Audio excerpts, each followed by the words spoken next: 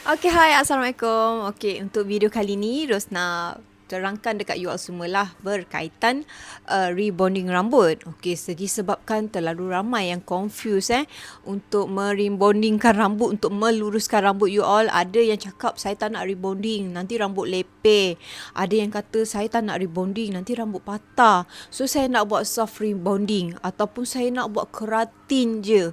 Okay, ni Ros nak detailkan sikit. So, supaya you all tahulah sebelum you all buat servis tu apa yang membezakan untuk soft rebonding kan. Saya tak nak rebonding, saya nak buat soft rebonding je. Oh, saya tak nak rebonding, saya nak buat keratin je, tapi saya nak lurus, saya tak nak lepeh. Okay, so hari ni Ros nak bongkarkan berkaitan rebonding atau soft rebonding atau keratin. Sekali, apa bezanya rebonding dengan soft rebonding? Dia ada jenis-jenis ubat rebonding. Okay, tak boleh nak bertikaikan lah ubat apa yang digunakan. So kalau you all nak lebih detail, you all kena PM lah untuk orang yang buat iklan tadi.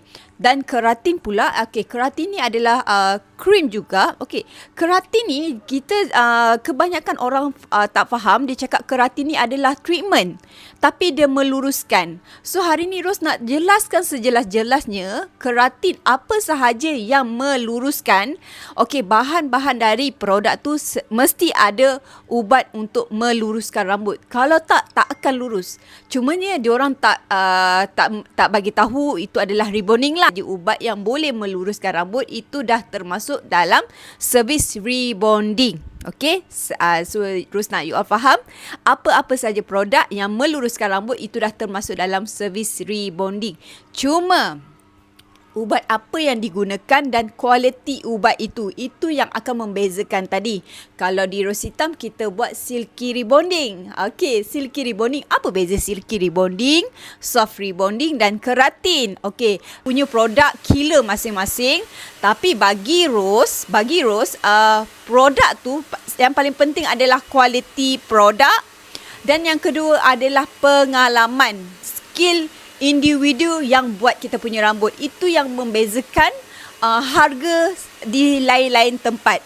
Okey, dan yang ketiga adalah keselesaan pelanggan lah untuk kita buat servis tu. So ketiga-tiga ni penting, kualiti ubat, pengalaman dan keselesaan pelanggan.